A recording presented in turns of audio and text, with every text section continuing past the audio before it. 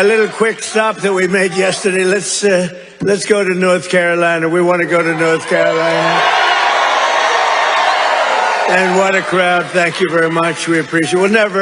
There'll never be anything like this. You know, you say, let's go to North Carolina. We get this great crowd. Outside you have people. It's crazy. We're having a great time. And you know, these ladies right here, they've been to, I think, over 200 rallies, but I'm not going to say it.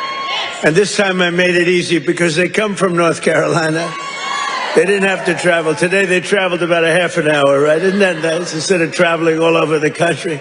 They're unbelievable. And you look better than you've ever looked, and I'm not allowed to say that. You know, if you say that, if you say a woman looks beautiful, which you do, it's the end of your political career. But I don't care. You look beautiful. Well, I'm thrilled to be back in this incredible state with so many proud, hardworking American patriots, which is what you are. Let me begin by wishing each and every one of you a very Merry Christmas. Remember, they didn't want to say Merry Christmas when I first started. 2016, we don't want to say Merry Christmas. They said, I said, no, we're going to bring back Christmas. And they don't say that anymore. They don't want to say it, but they don't talk about it anymore because they got shellacked. We're here tonight to celebrate 11 incredible months. It's been the most successful first year of any president in the history of our country. It's true. It has been, isn't that a big statement? But it's a statement that you read all over the place. I mean, who could have done better? I don't think anybody could have done better than us, not me, than us. We're in this together. Since my inauguration, we've created more than 53,000 North Carolina jobs, including 8,000 North Carolina construction jobs. More than 150,000 North Carolina residents have been lifted off of food stamps. They're very happy about that. And after your horrible hurricane, which produced more water damage than any hurricane in history, the Democrats let you down. They really did. Remember, they wouldn't do anything. You remember? They wouldn't go to your community. They wouldn't do anything. You had to wait till January 20th when I took office that we really knocked the hell out of it. Remember? As soon as I took office, I got in on January 20th, and first thing I did was made North Carolina phone calls, and we did a hell of a job. Did a hell of a job. You'd still be sitting in the mud if I didn't get elected. You would be. People were sitting in the mud. But I helped rebuild your state, and I didn't get any help from the Democrats, not your governor, not your man that's running, by the way, for Senate against Michael Whatley, who's phenomenal. Michael Whatley is incredible. Your previous governor was a disaster. He's also a radical left person, by the way. He's radical left. You don't want him. He doesn't represent you. And look at the crime. Look at what's going on with all the crime here. The slitting throats and stuff. I never saw that with you. Now all of a sudden that's what we see. You got to get Michael Whatley. It's going to be so important. He was so great. Don't forget, I took Michael and I put him as the head of the party because he did so great. We won the state all 3 times, and it was like a rock. He didn't allow cheating in the second time. I watched all these states, boom, boom, we're leading. People went to sleep, it was over. Then they dropped ballots, they cheated like hell. The only good thing is this is a far better term than it would have been had I done it the more traditional way. It really is. It's a more powerful term. It's a more powerful term. And the biggest news of all is yesterday, it was announced that inflation is far lower than anybody expected. I told you. Beating every one of the 61 forecasts from the so-called geniuses, the experts. We're the geniuses, not them. We now have the lowest core inflation since March of 2021, and we're just getting started. It's unbelievable. And that's despite taking in billions and billions and billions, hundreds of billions of dollars in tariffs. Remember, they said, the tariffs will cause inflation. Just came out with the best inflation report we've had in years. And lots of cash, too. In fact, 1776, right? $776 goes to our military. You know, it was 1,775, and that was the number. You know, that was just a lump. I said, you know, if we had $1, we got 1776. Somebody said, that's genius. I said, well, I'm smart. I said, for $1, and I'll get these ladies who are loaded with money to pay for it from North Carolina. Their husbands can write a check in 2 seconds, take care of it. No, think of it, for $1 more. They said, I can't believe we didn't think of that. Only hours ago, I left a meeting at the White House where we cut the cost of prescription drugs by 300, 400, 500, and even 600%. And I'm doing what no politician of either party has ever done before, standing up to the special interests and demanding lower prices for the American people. This is what we're doing. You know, it's called favored nations. And nations all over the world were screwing us. We would have prices that were 10 times higher than the prices they were charging in London and in Paris and all over the world. We had the highest prices for drugs because we had politicians that wouldn't. I did it at the beginning at the first, but then we had a thing called, you know what happened, COVID? And it was sort of hard to go after France and Italy, say, listen, on top of all your COVID all over the place with everyone dying, we want you to pay a lot of money for drugs. You can't do it. But we did it, and nobody's ever even thought of doing it before. I've negotiated and really did it directly with 17 of the world's largest drug companies, as well as foreign nations that were taking advantage of your country for decades, many decades. For years, Americans have been paying the highest drug prices anywhere in the world by far, 10 times more sometimes, 15 times more, while other countries pay drastically less for the exact same drug made in the exact same plant, in the exact same country. But under my most favored nation, you know what that means? It's a legal term. Drug pricing executive order. I just signed a couple of months ago, and is now being implemented. We have declared that the United States will now pay the same price as the lowest price of any country anywhere in the world.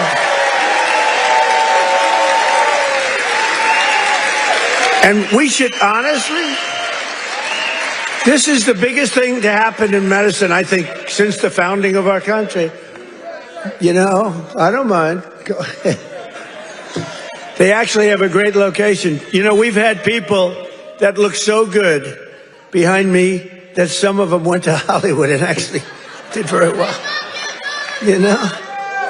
See, they may have a better location, but nobody's going to Hollywood. They can only see the back of your head. Look at all the television. Look at all those cameras. It's crazy. But we did something nobody's ever done before. Nobody's tried. Nobody thought they could do it. Don't forget, the drug companies turned out to really do the right thing. They really did. And they were there at the White House today. You saw some of the biggest companies in the world were there. The rest of them are coming next week. But the big problem was foreign countries. They would have to take their drug and raise it from $10 to $20 to $30, maybe to $100, maybe 10 times more. But it really doesn't work that way because the world is a bigger place than the U.S. And so you're not going to have to raise it that much, but you have to raise it. And they always said for 50 years, they said, let the United States pay. And for 50 years, the United States got screwed because we're paying so much more. Drug that was selling for $10 in London sells for $130. That's 13 times more in New York. 13 times more. So $10 in London, $130 in New York. And now that drug will go up for the other country from $10 to only $20 or maybe $30. And it will come down from the United States of America to $20 from $130. Think of that. Think of that. That's the biggest price reduction.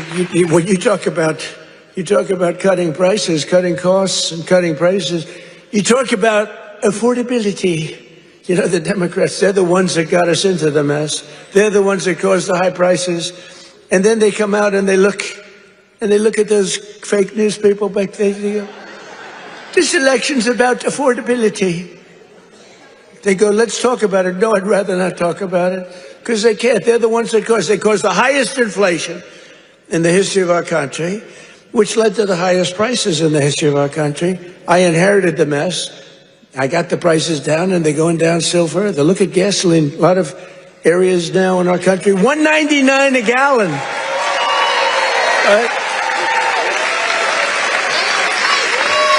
It cost these ladies from these beautiful friends of mine from North Carolina, it cost them like 1/3 to get here than it would have cost under Sleepy Joe Biden.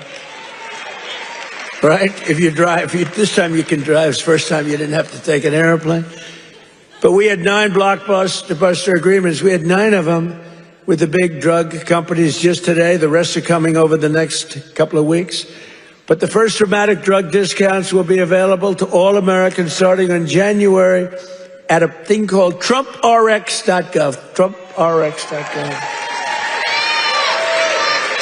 But this is the biggest thing ever to happen on drug prices, pharmaceutical prices, and it will also tremendously it's going to reduce the cost of health care, because health care is probably 50% about drugs, right? Your drugs are coming down at levels that nobody ever thought was possible. This achievement alone should win us the midterms.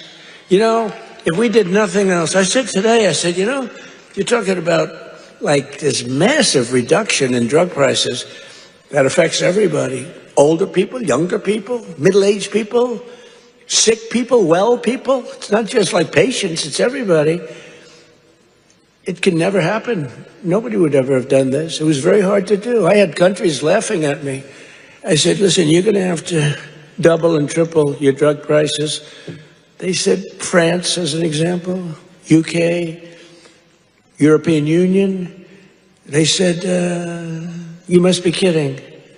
They've had low prices for years. The drug companies would go, could you pay more? No, charge the United. They wanted the drug companies, in all fairness, to charge the United States of America.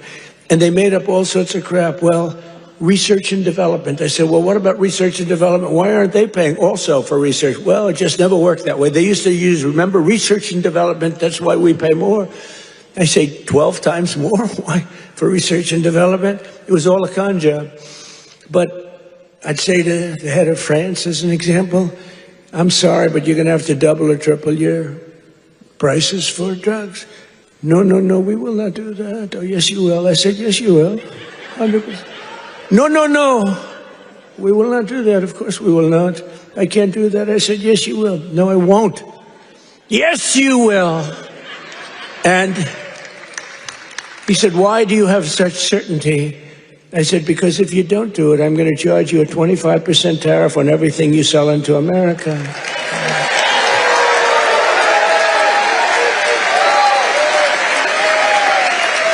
And I said, because that was really the sticking point. They just would do it. They told the drug companies for years, we're not doing it. We're keeping that pill at $10. We're not going to raise it. And the drug companies said, well, it's unfair. I mean, they're paying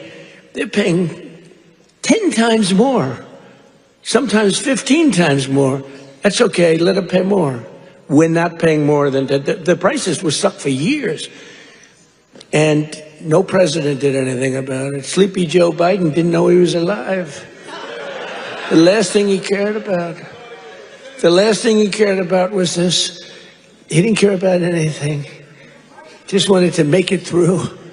But they cheated. Look, he was surrounded by radical left. Hey, did you see on Mar-a-Lago, did you see how corrupt that was now? It's all come out. Wow. It's all come out. Some life. It's all come out. They were totally corrupt, radical left lunatics. Not stupid people, by the way. He was, but the people that really ran the country and that really ran the auto pen, they were not stupid. But think about what we've done. Under the Trump administration, America will not be ripped off any longer. So can you imagine these countries?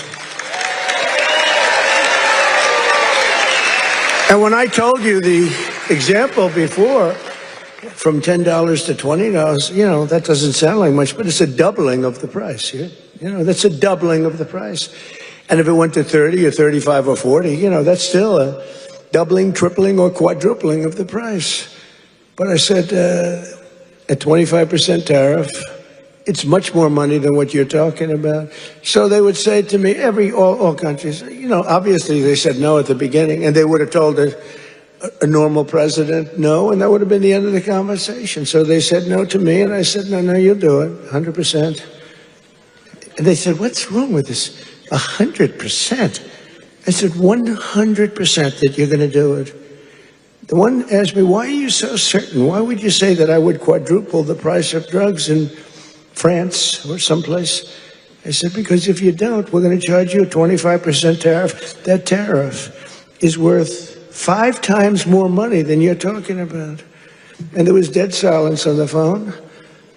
And then when the gentleman, Emmanuel, he's a wonderful guy, when he spoke, he said, you have a deal. Have a deal.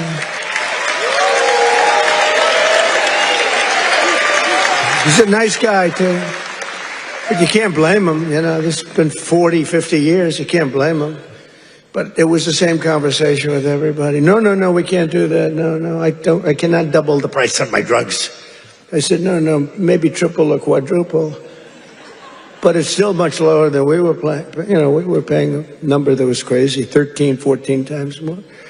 As president, I'm also taking in the gigantic health insurance companies that have gotten rich on billions of dollars of government subsidies. And I want the money to go directly to the people. I want the money to be paid directly to the people so that they can buy their own health insurance, which will give far better benefits at much lower cost. By the way, what I told you about buying the drugs at this massive dollar discount, it's like from where it is, that's going to have a huge impact on the cost of health care. The current Unaffordable Care Act, commonly known as Barack Hussein Obamacare, was created to make insurance companies rich. It was bad health care at much too high a cost. And you see now that the steep increase in premiums, it's being demanded by the Democrats. It was never any good, Obamacare. It was done for the benefit of insurance companies, which totally control the Democrats. That's why you could have a strike on January 30th. You could have another shutdown because the Democrats are totally in the hands of, they're totally controlled by the insurance companies, big wealthy companies. Again, I want the money to go directly to the people so you can buy your own health care, and you'll get much better health care at a much lower price.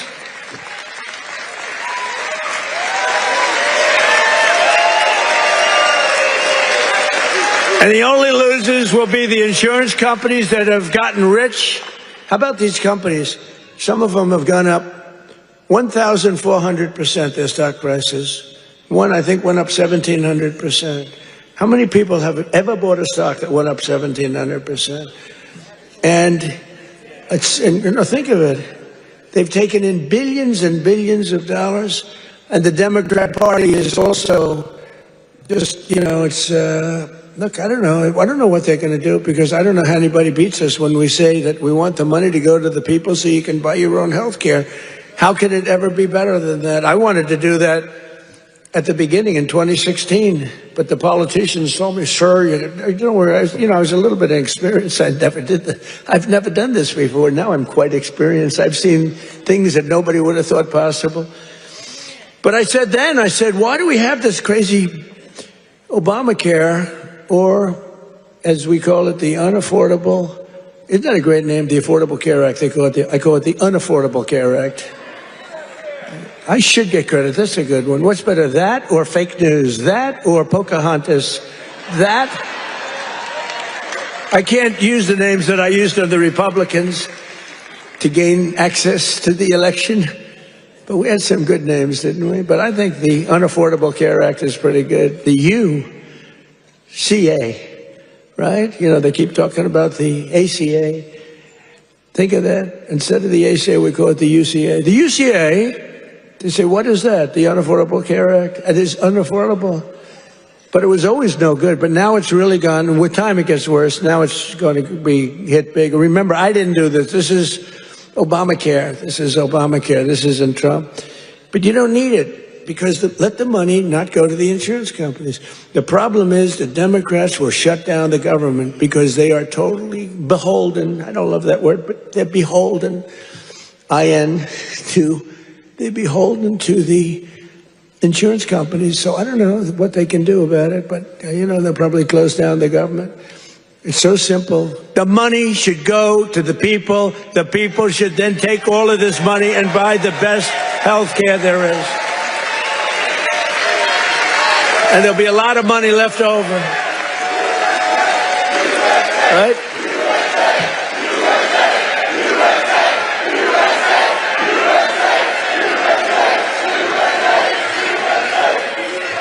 But they'll not be happy. But that's okay with me because you, the hardworking citizens, and finally you're going to have great health care at the right price, so you're going to have it. Although today I did suggest one thing, because when I was watching these big drug companies get up and talk about things, they were giving free medicine, and I mean, they couldn't have been nicer, they couldn't have been better, and they were, giving us a hard time a while ago, but it worked out good. I said, you know what I'm going to do? I'm going to call these insurance companies fat cats. They are fat cats. I'm going to call the insurance companies, and I'm going to set up a meeting with them, all of them, and maybe I'll have the same luck that we had with the health companies, with the pharmaceuticals and the drug companies that we had. So rather than just saying we're not going to deal, maybe they'll give us a deal, like cut the price by 50%, and maybe then it starts to make sense. So I'm going to meet with them. Who knows? Who knows? And I'll either meet in Florida. I'm going to Florida. I'll either meet in Florida because I work all the time. So I'll either meet in Florida or I'll meet in Washington the first week right after we all come back to going to our wonderful jobs.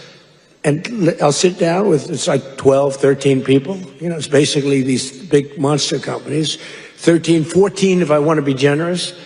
Get 14 people in a room and let's see what happens. Maybe they'll surprise us, but maybe we'll ask them for a 50% cut and maybe they'll give it. You never know. You saw what happened with the drug companies. They're giving free drugs. They've been unbelievable, but they do love our country. And I probably think the insurance company guys love our country. They just felt they were dealing with stupid people, so you can't really blame them. Over the past 11 months, we have brought more positive change to Washington than any administration in the history of our country. That's true. And there's never been anything like it. When I took office last January, I inherited a mess, and very simply, I am fixing it. Joe Biden gave us the worst inflation in the history of our country. A lot of people say, the fake news says, it's not the worst in history. It's the worst in 48 years. Oh, okay, sorry. No, they do. They say 48 years is okay. But when I say history, they go crazy. That's when I let them win. I say, I'm sorry, apologize. I like that hat, 47.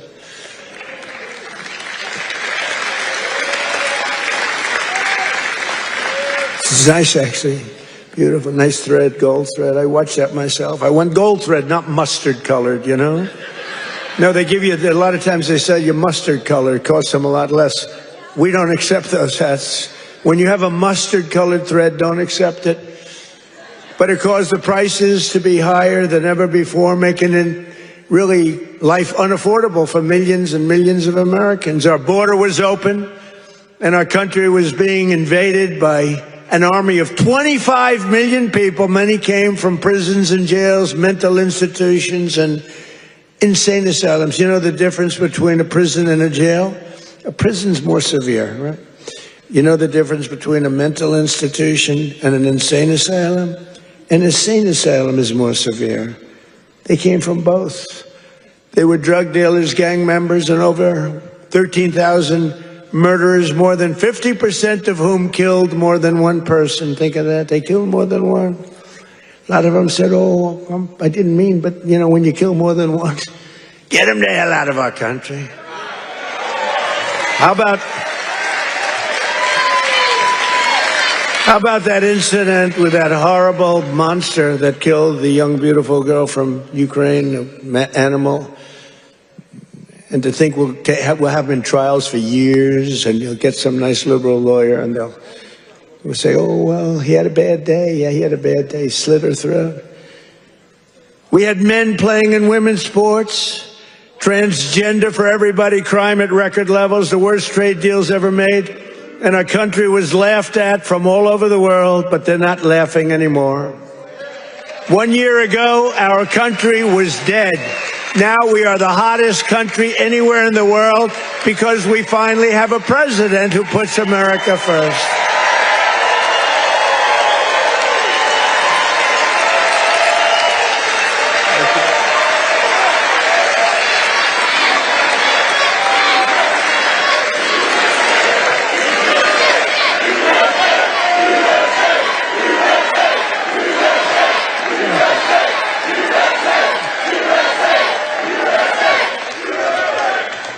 The last administration and their allies in Congress looted our treasury for trillions of dollars, driving up prices on everything at unprecedented levels. How about the new thing in Minnesota with the Somalians? They stole, now it came out, the great U.S. attorney up there, they came out, think of this, $9 billion, and they think that's just the beginning. They stole, think of it. In their country, they live on nothing. They have nothing. They come here and they steal $9 billion. Are we stupid? I mean, how do we allow that to happen? Ilhan Omar should be sent out of our country. She should not be allowed to be a congresswoman. She married her brother either to stay or to get him into the country.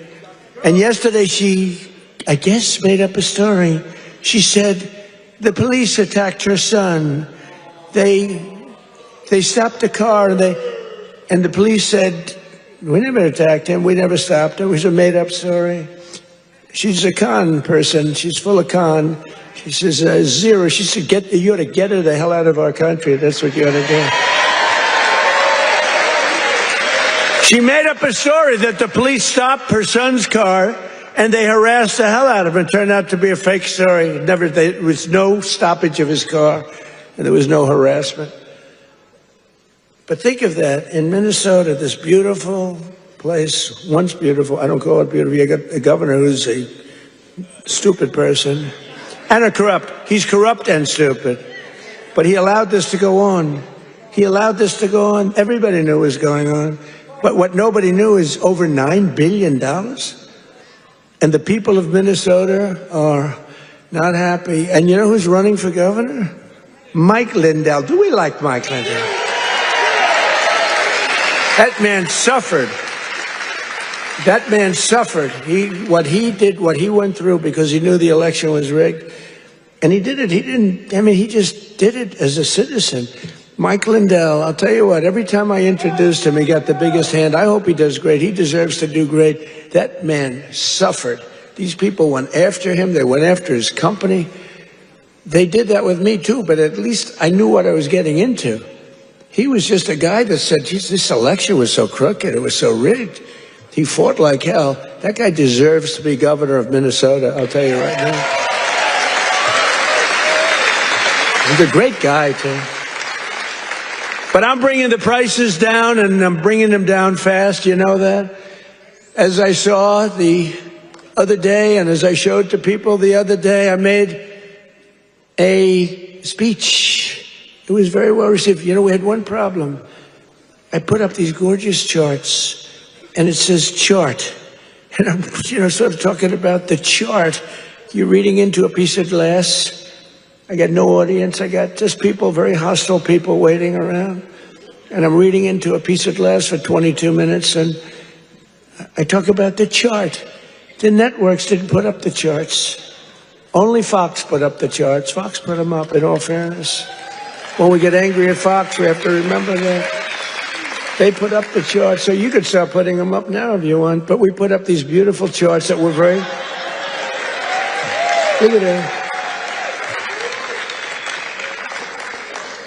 But I very much like the chart from Butler, PA. I like that much better. That's my all-time favorite chart. You know, that's a great chart. They're all great charts, but I'll never like a chart like that chart I put up in Butler. Just take a look at the chart right here. That was a good chart. I love that chart so much. I sleep with that chart. But this is okay. There'll never be a great chart for me. It's only the one.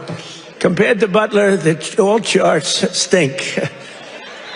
But look at that chart. Look at the kind of Biden price increases and Trump price increases. Look at that. They're all Biden.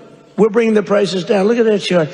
NBC and CBS and ABC fake news. They're fake news. Oops, that camera just went off. Sorry about that.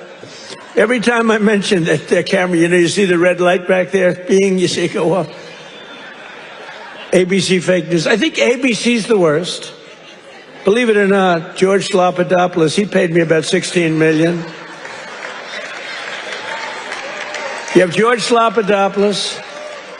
I heard Chris Christie lost his job. They fired Chris Christie. And they have a great young woman taking his place who happens to be Hispanic and happens to be phenomenal. She's going to do a great job. But they fired Chris Christie. I guess, you know why? He wanted to eat all the time. No, they fired him. He was bad news. But I'd say ABC is the worst of the networks. I would then say NBC is horrible. I mean, just horrible. They had this guy on, this fake guy, the fake senator. I call him the fake senator from a place called Georgia, right? And he was talking about all the, you know, things. He says he's a church leader. You know, it's funny, if you go in as a church leader, they talk about church and state, right? He's allowed to talk about, he said, I'm going back to my church and I'm going to pray this morning. I'm going to talk about all these issues. If a Republican said that, they start screaming church and state. They don't scream, but NBC's really bad. And CBS, I mean, I love the new owners of CBS. Something happens to them, though. 60 Minutes has treated me worse under the new ownership than they just keep treating me. They just keep hitting me. It's crazy. And then you have Marjorie Trader Brown, I call her, because green turns to brown under stress. So I call her Trader Brown, which I don't like doing because 2 words is too much. 2 out of 3. We're changing to Marjorie Taylor Greene. I'm going Marjorie Trader Brown, so I have to trade. And a lot of people don't understand 2 words is too much to change. I actually like Marjorie Taylor Brown better, but everyone says Marjorie Trader Greene is good, but they're all good. But what the hell happened to her? She must have been a stone cold liberal. She's on CNN now all the time. Can you believe it? And it was only because I couldn't call her back. You know, I have 218, 19, it changes. But we have 200 and some odd congressmen and women. I have 53 senators. I have 212 countries. I've got a family. It's nice to talk to my family, too. You can't call a president every single day, and then when the president doesn't call you back, she goes around saying, he doesn't call me back. He doesn't. I said, Marjorie, I can't call you back. I got 2. I think, Marjorie, I just can't call you back. I'm sorry. And I wouldn't call her back. And she goes onto a rant. You won't call me back anymore. Sorry about that. You know, you can only go so far. Yeah, once a month, once every week or 2 weeks, but you can't, you know, highly neurotic. Her, not me, but I'm neurotic too. I think I'm probably very neurotic too. I always say controlled neuroses is good. Being neurotic, no good, but if it's controlled, that's okay. It gives you some energy. But what the hell happened to Marjorie Trader Greene? It's unbelievable, but she dropped out because I wasn't going to endorse her, and the person I would have endorsed was going to kill her in the polls. So she dropped out. And then they talk about how brave she is. No, brave would be to stay. And, you know, it's one of those things, but she dropped out. I can't believe it that people can change so much, but you can't go from being a strong conservative to a stone cold liberal unless you were lying. You know, you can't do that. I mean, you can stop liking somebody, or you can say, I don't know, she's fake. Look, front row Joe. What are you doing in the second row? What happened? Well, you're in the front row. That's good. It's front row Joe. I don't know who's been there, the front row Joes or you? It's pretty close, I think. Very different. Hey, very different types. Would you stand up, please, in the front row? Just stand up. Look at these women. Look. How incredible they are. Right? Even front row Joes will admit they're very great, right? Look how beautiful they are. People like you built our country. You built our country. And that's why we love you. You built our country. The people in this room built our country. Under Sleepy Joe Biden, car prices, gasoline prices, hotel rates, airfare, and more went up 30 to 75%.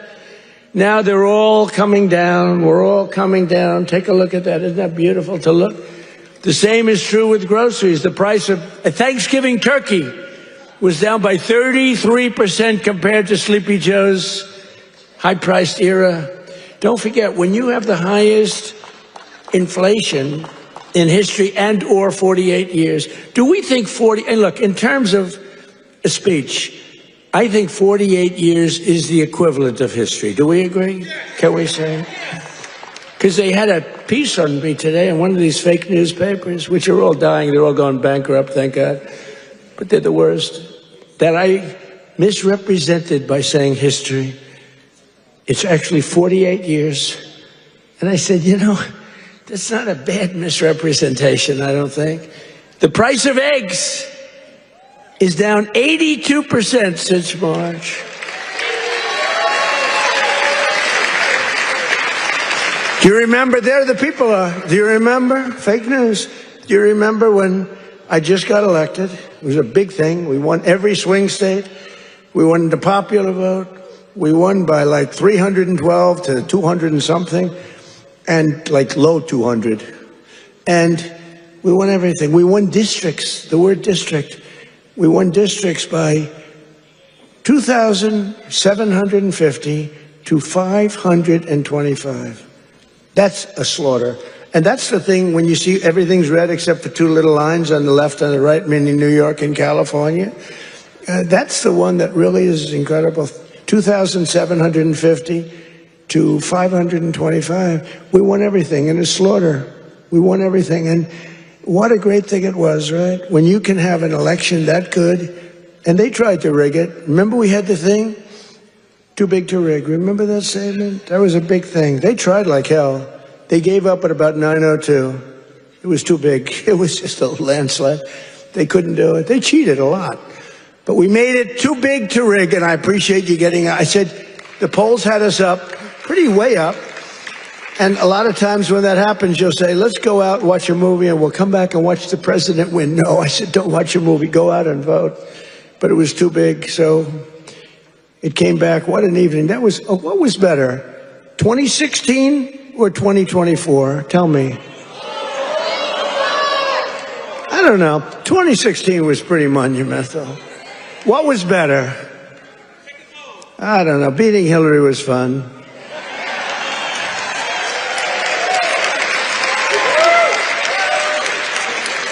Well, Hillary has a much higher IQ than Kamala. I would say, I think Hillary has probably 50 or 60 points higher. Now, Hillary was smart. She was nasty. Whew, I wouldn't want to go home to her.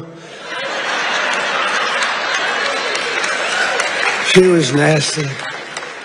Remember, she was a nasty person. I was going to use a B word. I said, my wife would not be happy. My wife always says, please, please don't use foul language. You know who else does? Franklin Graham. He says, President. He says, I love your speaking ability, President. You're a great speaker, although nobody says it. You know, I get these big crowds, but did you ever see the press do a story that I'm a great speaker? They say, oh, he looked tired. Oh, he's this. Oh, he's that. Yeah, I mean, it's crazy. I get crowds, the biggest crowds in history of anything, not only of anything. They never say, he gave a great speech tonight. in front of 45,000 people. Look at the crowds that we get, are the biggest crowds ever. Before the election, we had 117,000 people show up in New Jersey. It was a great speech. You know what they said? He looked tired. I looked tired. You can't be tired in front of 117,000 people. It's not possible. Got a lot of adrenaline. The adrenaline is pumping, right? But that's why they're fake news. That's why nobody listens to them anymore. But remember that we slashed the yearly cost of new mortgages by $3,000. Look at the mortgage chart. We slashed them. Look at that. Look at that. Oh, boy. Look at how much you made with me and lost with that sleepy guy. But everything now is falling, and the only things that are going up are your salaries, the stock market, and your 401ks. They're going up. Do you remember when I first won in 2024, and I was at my first conference? I'm 2 days in. You know, we're recovering from all the hoopla. 2 days in. In fact, I took a day off. They said, something's wrong with the president. I said, I just got here. There's nothing wrong with me. Something's wrong. He took a day off. What's wrong with the president, right? Every time. Do you remember when I had 28 news conferences in a row over 28 days? Sometimes I gave 2 or 3 in one day. And then I took my beautiful Kai, my beautiful granddaughter is a very good golfer. I took her to play golf one morning, and I was in the office very quickly. Something's wrong with the president. Do you remember the rumor was that I had passed away? Do you remember that? I won 28 days in a row. I took the kid to play golf. And we play very fast. She's good at, I'm a very good golfer. And we play very fast. We play in 2 hours. We're dinning. I mean, I said, baby, I got to get out of here. I'm sorry, honey. Enjoy your day. Go hit balls or something. I got to get out of here. I got to go to work. And I got a call. A friend of mine. Oh, you're okay? And I said, yeah, what's wrong? I said, I'll be back in the Oval Office in 30 minutes. Oh, I said, what's wrong with this guy? Then I got another call. Oh, you're okay. They said that I had passed away. Do you remember that? First day in 28 days, these people are sick. That's why I've taken more physicals, because I think you have an obligation to, report. And I hate when they put out false reports. So they put out a report that Donald Trump. So I took a lot of physicals. And I did something no other president's ever done. I took cognitive tests. Because I know that, and by the way, not easy. You get to those last questions, those last 10, 15 questions, nobody on that stand could answer probably any of them. And I got them. I aced them. And no other president's taken a cognitive. Could you imagine Sleepy Joe taking a cognitive test? I don't think it got the first question is like, what is this? And they show a lion, a giraffe, a fish, and a hippopotamus, right? And they say, which is the giraffe? So that's the only question. But what happens is it then gets harder. I don't think Joe would have gotten the first question right. He would say hippo. I want the hippo. But anyway, I've taken now 3 cognitive tests. I've aced every single one of them. And these are, this is that big stuff. This is Walter Reed. He's got a whole team of doctors all over the place. If you get them wrong, I said, what do you think? Should I do it? They said, well, here's the good news. The good news, if you do well, that's great. Actually, if you do well, they won't report it. If you do badly, it's going to be the biggest story in history. They said, it's possible that if you do badly, the word will leak out and you'll look very bad. I said, this was on my first test. After that, I knew that I can do very well. Smart person. So what happens? What happens is first test, I said, how hard is it? He said, well, after the 10th or 12th question, it gets, very hard. And I said, well, what do you think? They said, look, if you're going to do well, but if you're not going to do well, it's probable that the word will get out. I said, well, let's do it anyway. And I did it. And it was actually good. For a year, they called me a very intelligent person, but then they forget. Then I did it again. I aced it again. They report it. And these are doctors that I don't even know. And they report it. And then I did it a third time a few months ago, and I reported. But it's very small reporting. But can you imagine if I did badly, right? Could you imagine that, front row Joe? Would I be in trouble? They'd say, there's something wrong. But I like to do it. But I had a perfect health. And they reported his health is perfect. And they interpret that. And the fake news interprets when the doctor says he's got perfect health, they go, what does he mean by perfect? There's something wrong with the president. These people are sick. Now, there will be a time when perhaps it won't be 100% true with all of us, right? And when that time comes, I will let you know about it. In fact, you'll probably find out about it just by watching. But that time is not now, because I feel the same that I felt for 50 years. I really do.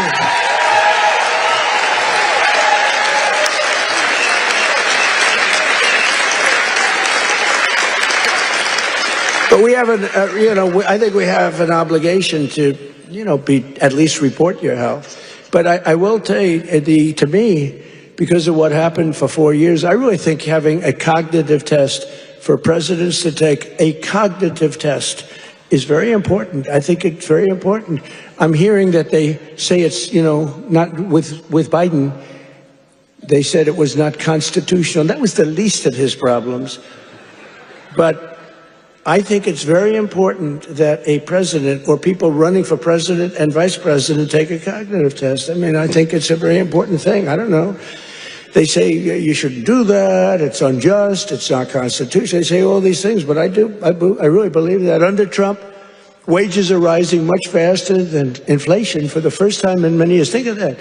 Wages are rising faster than inflation. That's what it's all about, right?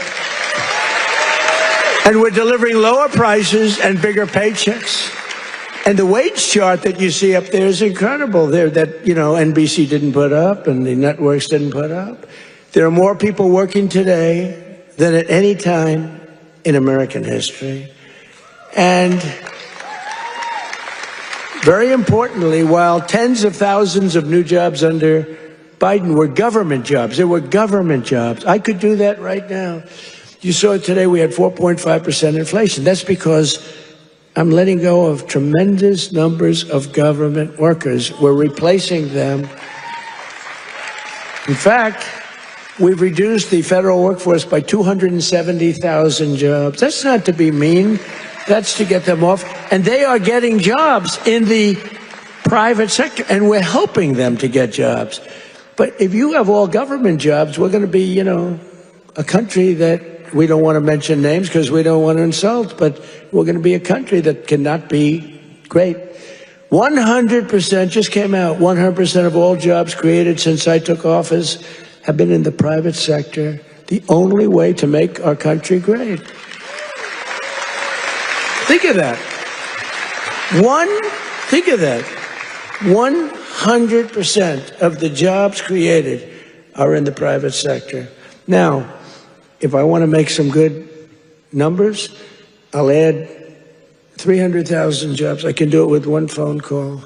Each agency hire 25,000 people today. They hire them immediately. They pour in, and the 4.5% would be down to 2.5% in a matter of moments. I could get it down to zero. Hire a couple of million workers. Please. The country's booming. We're down at zero, but. That's the destruction of a country. That's what Biden used to do. They used to hire 10 people for one job. They'd have 10 people, would look at a job and would say one person can do the job, but let's give it a break. Let's do two and they'd have 9 people for one job. And that's really tantamount to a failed country. In 4 years, the last administration secured less than $1 trillion in new investments in our country. Think of that. 4 years, less than one. 4 years, the whole term, less than $1 trillion. In 10 months, I have secured a record-breaking $18 trillion more. They gave us doom and gloom, and I'm building the Trump economic boom. It's a boom. It's a boom. These factories, auto plants, AI plants, We've never had anything like it. I ended the radical left's war on American energy, terminated the Green New scam, and signed an order to drill, baby, drill. We're drilling. You see where gasoline's coming down? Gasoline is now substantially lower than $2.50 a gallon, and many, many places now are under $2 a gallon for gasoline. And within the next 12 months, we will have opened 1,600 new electrical generating plants. That's a record all time. Because, you know, we need tremendous amounts of electricity for AI and for all these plants. Electricity prices will fall very dramatically when these plants are open. To protect North Carolina workers, we imposed 25% tariffs on foreign automobiles, 50% tariffs on foreign steel, and I approved 25, 30%, and 50% tariffs to save North Carolina's cherished furniture industry, which has been decimated by China. You know, I used to come here a lot for one reason. I'd build hotels and I'd build different buildings and I'd come here to your furniture area. I used to love it. Those people were so talented. I'd buy so much furniture.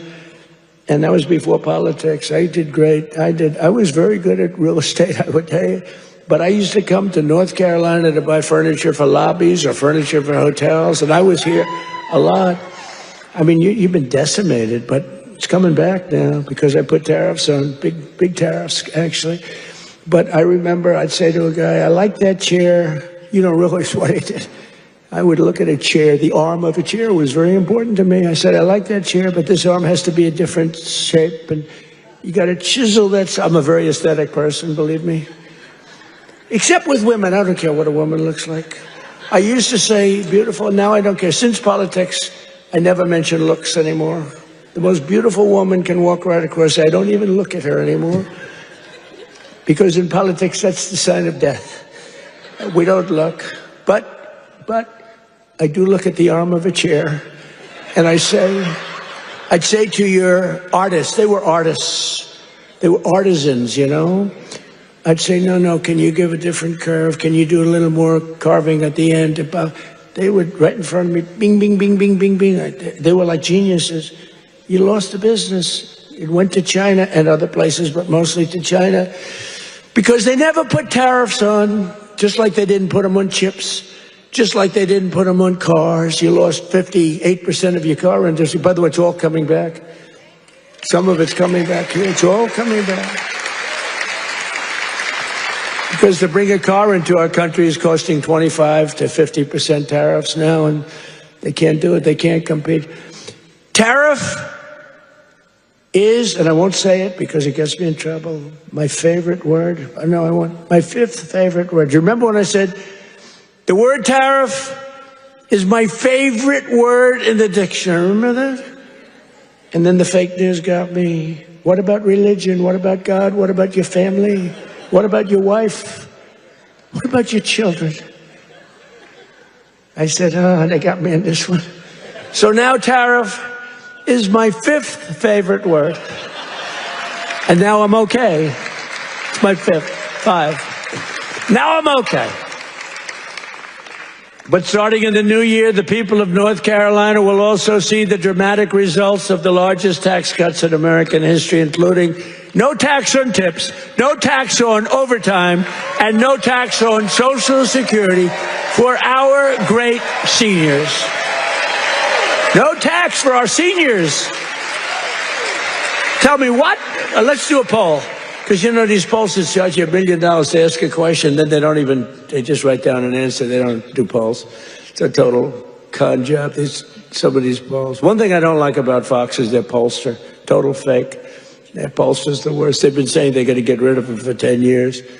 The fake pollster, then you have the election, you win by numbers that are like through the roof. But Fox has been treating me good. They have great people there. Sean Hannity is great. Jesse is great. Laura is great. Greg is great. They're all great. We have great people. The morning is excellent. Who? What? Which corruption? Where? Oh, yeah. Well, we have to do that. We're going to take care of that. We're going to take care of corruption in our country. I mean, I was talking about Fox. I don't know. He's talking about corruption. No, it's okay because he's on our side, but he's just a little ahead of me. He's talking about corruption. I'm talking about Fox, how good the anchors are, right? But they are really great. They are very good. But the pollster's no good. You know, he's no good. The pollster's terrible. But we still get good numbers. But the numbers are actually much better than that. But we're joined tonight by Heather Whitley, a bartender and server in Nashville, North Carolina, who will save over $5,000 from no tips. Think of that. From no tax and tips. Heather, where are you, Heather? Are you here, Heather? Where are you? Where are you? You want to come up? You want to come up? Come on up. She's going to save over $5,000, no tax on tips, toward a down payment on her first home. So, Heather, congratulations. Look how amazing she is, right? Come on up. I don't know how you're going to get up that stair. Are you okay? Look at her. She has no problem. Somebody else would not be able to make it. Thank you, darling. Want to say something? Go ahead.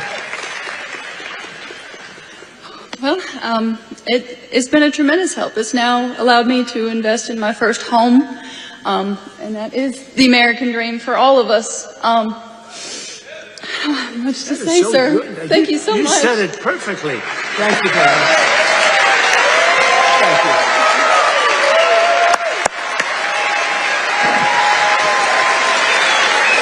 Heather, you don't realize you said that so perfectly, because that's what it is. You're going to get a home and you're going to be happy as can be, and you are a great person. Thank you very much. You couldn't have been better. Thank you, darling.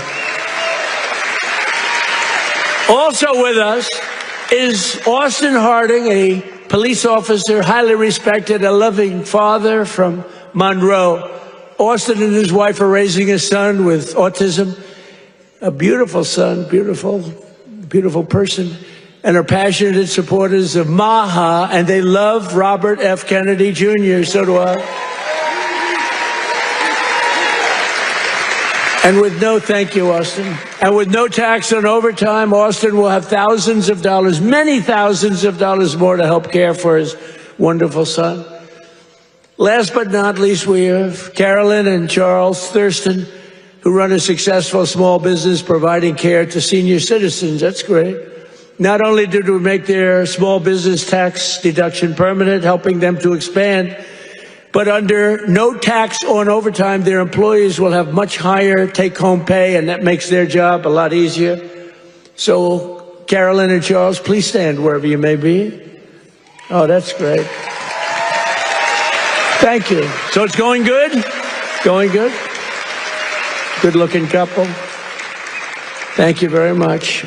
Another key part of our tax cuts is known as Trump accounts. You hear about that? You put money in, and they are knocking them dead. It's great. It's Michael Dell Computer. He put up $6.25 billion. How do you like that? He started with no money, and now he puts $6 billion plus into the first accounts. I mean, think of that. $6 billion. It's, to be exact, $6.25 billion. Even the second part is a lot.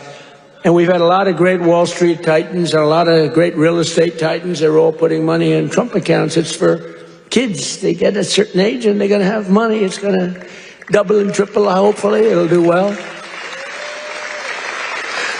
Under this new program, the federal government will be creating an investment savings account for every single newborn American child with $1,000 to be invested and grow over the course of their life. So they'll reach 21 years and, you know, it could be very good. They will consider themselves rich. I mean, it's a lot of money, actually. Friends, family, employers, and loved ones will be able to add thousands more each year, like a trust fund for every American child. It's something that people have wanted to do, but honestly, I give Mr. and Mrs. Michael Dell can go out and buy a computer from Dell, because I'll tell you what, they love the country. Great people. Every single Democrat in Congress voted against these incredible benefits. Every single Democrat said no. including a guy named Don Davis right here from this district. He voted against it. That's why you got to vote against him. Don Davis voted against no tax on overtime. He voted against no tax on tips. And he voted for the largest tax increase in American history. He wanted the largest tax, and he's your congressman. So I don't know if you know him. And honestly, I'm good at politics. I never even heard of this guy, so he hasn't made a big impact. But he voted yes on every single Biden disaster, including massive inflation, open borders, sanctuary cities, and the Green New Scam. Don Davis betrayed North Carolina. Don Davis did nothing about the flood. He did nothing about the hurricane. I did it all with your congressman and with a couple of Republicans from your state that put their lives on the line to make sure this got done. And we had to wait till January 20th. They wouldn't do a damn thing. The waters didn't recede. They were living in areas that didn't have water, and now they were surrounded by water. And by the way, Elon Musk, with his incredible, you would call it contraption of communication, incredible. I said, Elon, we need 500 of those. You couldn't get them because it's been very successful. He said, you'll have them tomorrow. Got to give him credit for that, you know. I have my little disagreements with him. I don't believe in the mandate where everybody has to have an electric vehicle within an hour. You know, I don't, but you got to give him credit. He really saved a lot of lives. Here tonight are some of the warriors who, unlike Don Davis, who's a disaster, vote against him, stood up for North Carolina, including Congressman Tim Moore and Brad Knott. Where are you guys? Hey, fellas, come up real fast. Come on up. Come on up. I'll tell you, these guys were, look at them, two handsome gentlemen, extremely different types. That's great.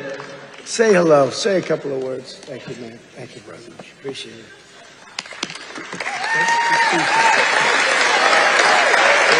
Well, everybody, I was with the president when he had his first trip once he took the oath.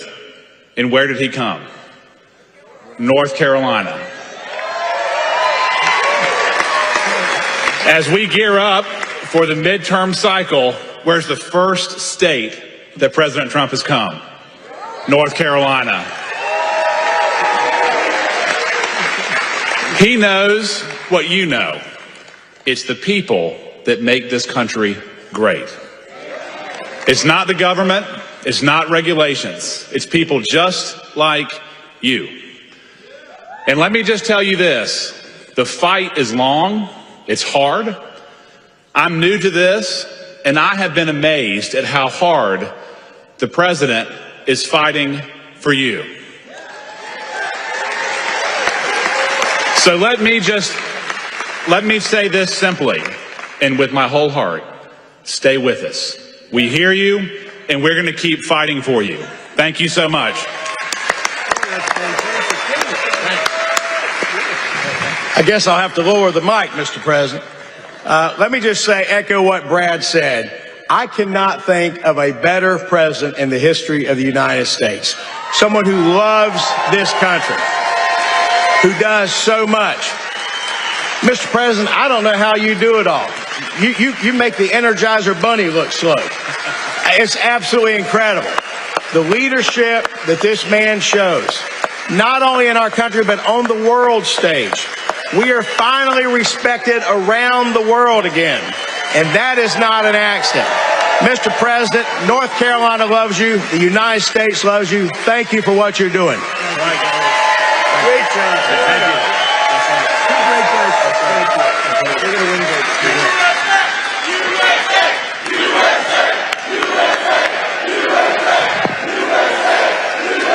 Great job. That's a great job. Boy, oh boy. Well, they're going to win good, but you got to beat that other guy. Thanks also. I want to thank somebody very special. She's the Secretary of Labor, Lori Chavez de Rima. Where's Laurie? Laurie, thank you. What a job. What a job you've done. Our friend did me a big favor when he recommended you. I was recommended by a great guy, a great friend of mine, and a big fan of Laurie, and he said, I have somebody that would be great, and that was an understatement. You've been unbelievable. Thank you very much, Laurie. Appreciate it. And another one has been incredible, got a lot of energy. Director of Federal Housing Finance Agency. He's done a phenomenal job. Mr. Bill Pulte. Bill, thank you very much. Thank you, Bill. Also, State Senator Phil Berger. Phil, thank you. Great. And we have a lot of political people here. I would like to introduce them all. We'll be here. But one we have to introduce, fellas, is Michael Whatley. And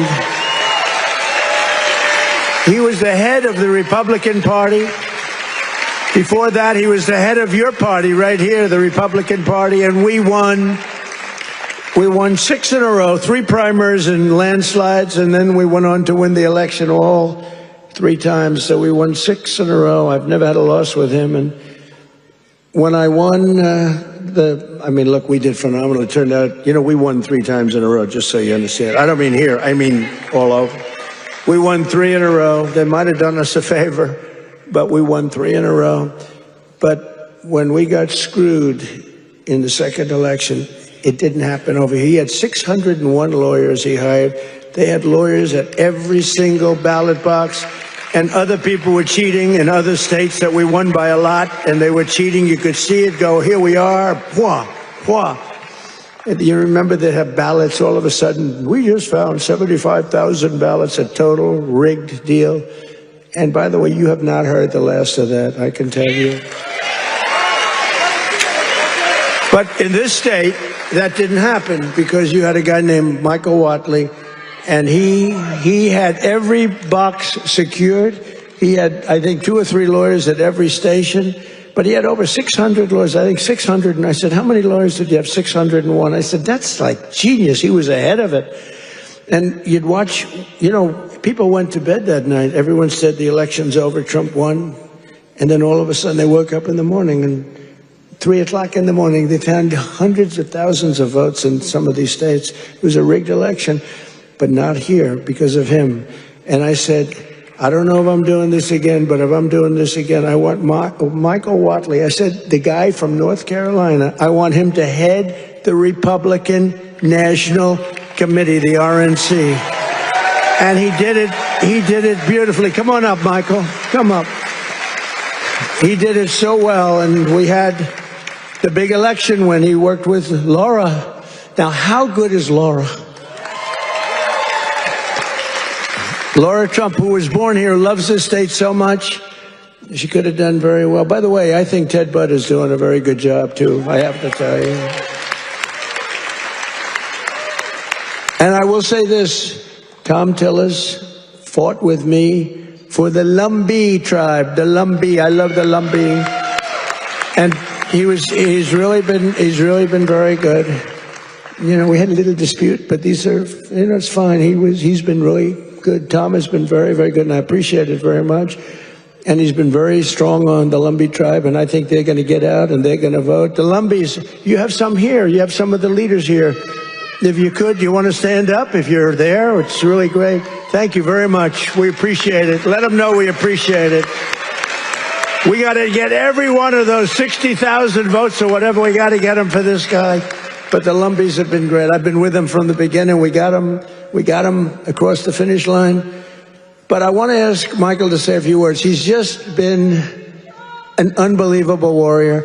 And I said, if I do this again, I'm going to get that guy in North Carolina who wouldn't let that phony, they tried here too. They couldn't get away with it. They tried. He stopped it.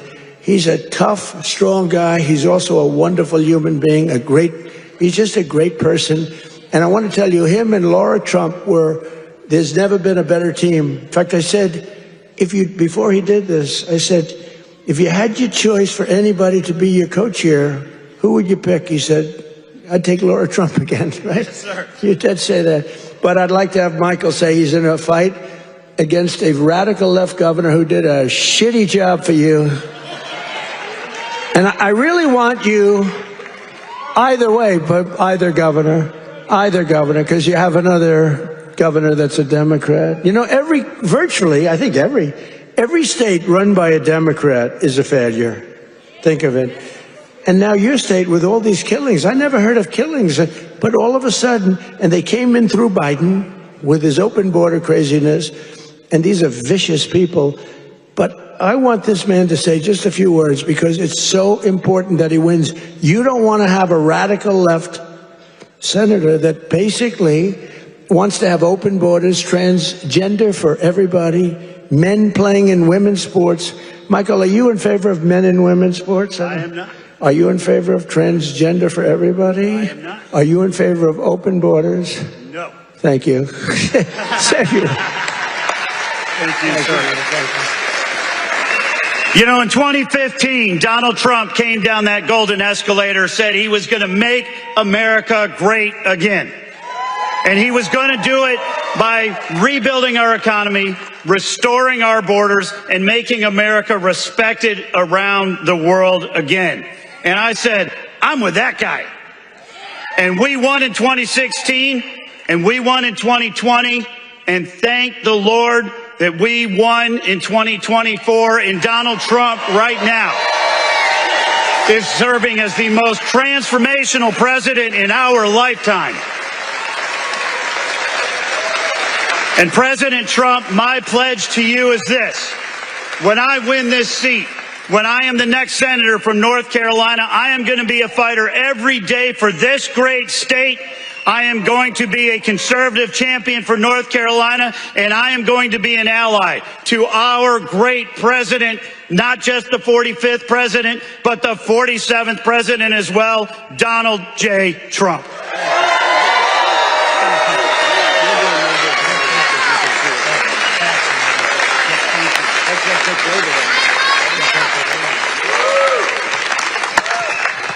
What a great guy he is. So get out and work for him. I hope you can get your group of about 70 women to go out and do it. We can get all the front rows, and we got to win. He's a good man, and he represents your values, that I can tell you. But I also want to express my condolences to the people of this state and to the loved ones of NASCAR legend Greg Biffle, who perished yesterday in a tragic plane crash with his family in Statesville.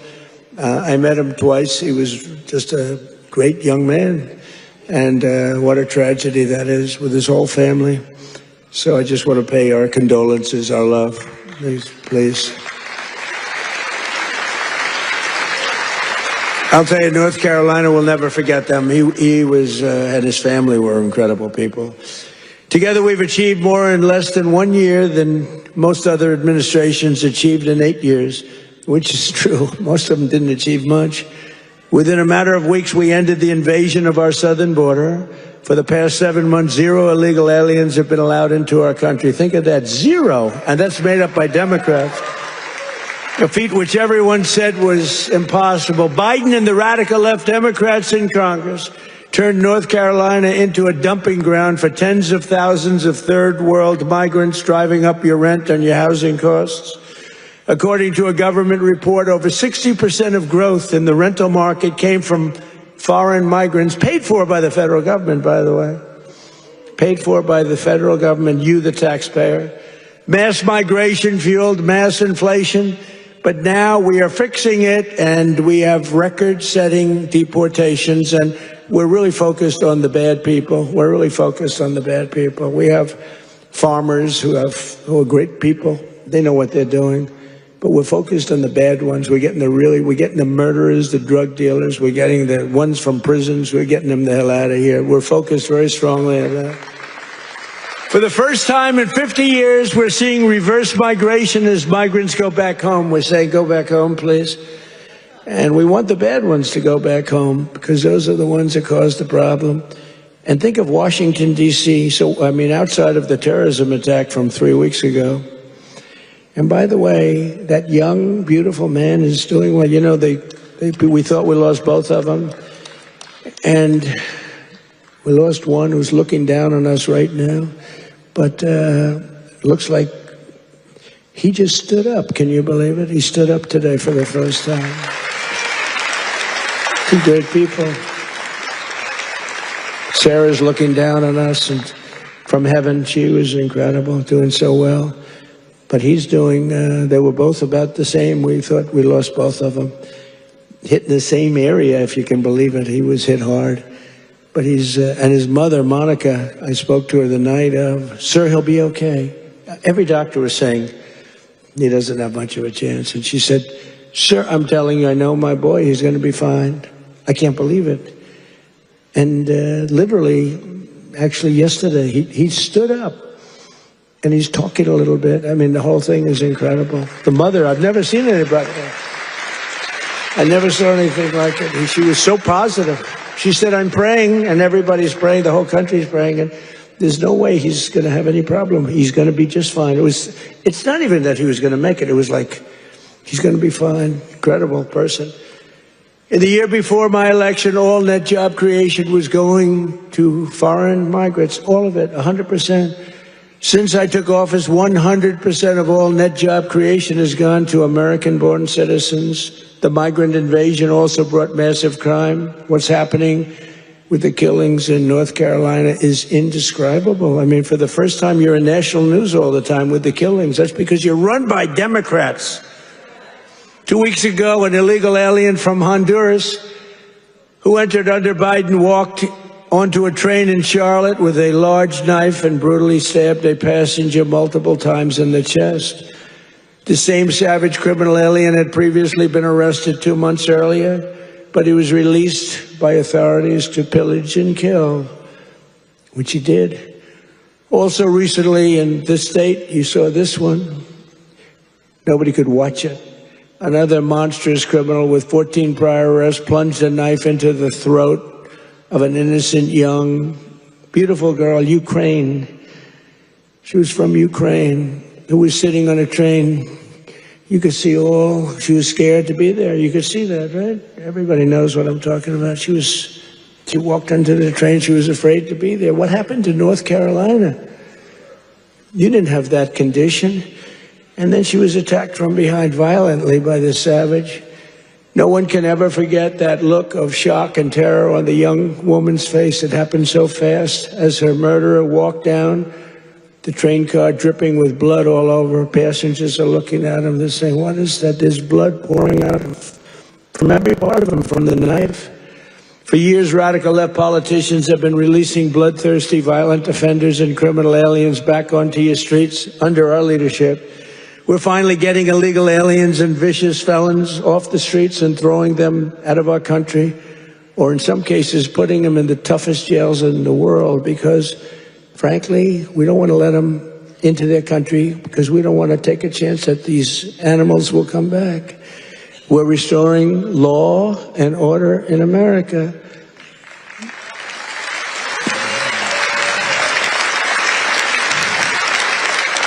We just made a record investment in our military and gave every service member a warrior dividend of $1,776, 1776.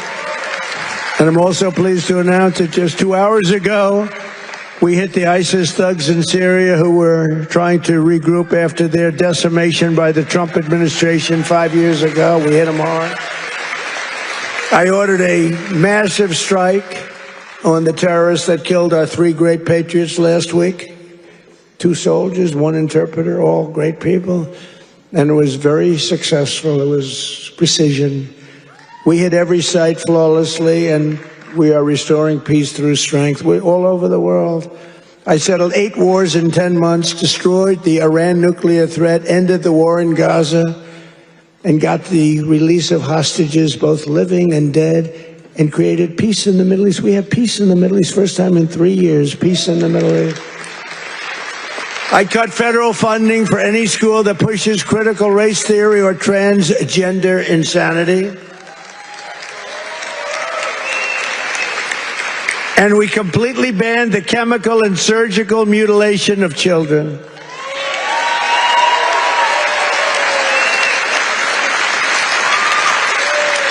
Can you believe I'm standing here, 2025, talking about I banned the surgical mutilation of children? Could you imagine 15 years ago saying that? People would say, this guy's crazy. What the hell is he talking about? The surgical mutilation of children. I banned it.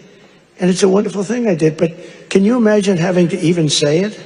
Or can you imagine having to say that we are keeping men out of women's sports? Frankly, that's less important if you want to know the truth, but it's very important. The surgical mutilation I had to ban, and I did, I banned it. But we're also keeping men out of women's sports. Have you seen some of these records? Have you seen the long distance race? One of these races go all day. They had champion women. They had some very good men, but not the champions. And one man won the race by 5 hours and 14 minutes and 12 seconds. 5 hours, 14 minutes. Think of that. Won the race by 5 hours. What do? Your parents go back home, go to sleep for a few hours, and come back and meet your daughter, and she's supposed to be thrilled? What kind of crap is that? Or the weightlifting records, where people that never lifted a weight before are going into the women who are fighting national championships, almost Olympic championships, and they're lifting 112 pounds more, and they've never done it before? Or the boxers that are getting decimated? You saw the Olympics where they had two people that they converted from men to women. They did a conversion. And the one young woman from Italy, a championship boxer, she got hit by a left jab. A left jab, for those that don't do it's just like a defensive punch. She got hit. She walked to her corner. She said, I've never been hit like that. I quit. Then they said, no, go out. You can do it. And then he gave her another left jab. That was it. She said, nope, I can't do it. It's so demeaning to women. And they don't stop. I saw the other day on one of the shows, I think Meet the Fake Press. I'm pretty sure it was that stupid show. And they had a congressman that you all know, a Democrat, saying, no, we have to allow men to play in women's sports. Where do these people come from? Or how about open borders? They're fighting for open borders. If I didn't get elected, our country would be ruined. We would have not had a country. I'm telling you, I'm not bragging about myself. I'm saying we would not have had a country. And now we have the greatest country in the world. I'm telling you, hottest. We're the hottest. We're restoring the name of a great president, William McKinley, to Mount McKinley in beautiful Alaska. That they took the name off and they named it something else. And I renamed the Gulf of Mexico to the Gulf of America. Right? That was a good one. Well, I checked for my whole life. I don't know. I guess I didn't do it in my first term because I was the hunted. I had bigger problems. I had these animals trying to attack me at Mar-a-Lago. They went into my wife's closet. And I'll say this, number one, it's very bad, but it sounds a little strange. They looked at her drawers. You have drawer, and then you have drawer. They looked at both. And she's a very meticulous person, like these people. It's just like she'd fit into your group very well. She'd be very happy with her. But everything is perfect. Her undergarments, sometimes referred to as panties, are folded, perfect, wrapped. They're like so perfect. I say, that's beautiful. It's the part of the world she came from. Everything was perfect, no problem. Fold, fold, fold. I think that she steams them, make sure. Just sitting. We came home. I wasn't there when the raid took place. The raid of a popular president, a former president. She opened the drawers and it was not that way. They were a mess. It was all over the place. And she said, oh, what happened? That's so terrible. But it's terrible. They went into my young boy's room. These thugs are disgusting, and we cannot let them get away with this stuff. We have all the evidence now. We have all the evidence, and we have to do something about it. We have to do something about it. It's illegal and it's disgusting. You know, I brought a lawsuit, and I'm winning the lawsuit. There's only one problem. I'm the one that has to settle it. In other words, I am suing, and I'm the one that's supposed to settle it. So maybe I'll give myself $1 billion and give it all to charity. Does that make sense? You know, I'll give it to charity. Do you have any nice charities? I have to settle the lawsuit. There's never been a case like this. Trump suit, I sued a long time ago, and it's doing fine. It's a suit, and now, you know, we found all this stuff.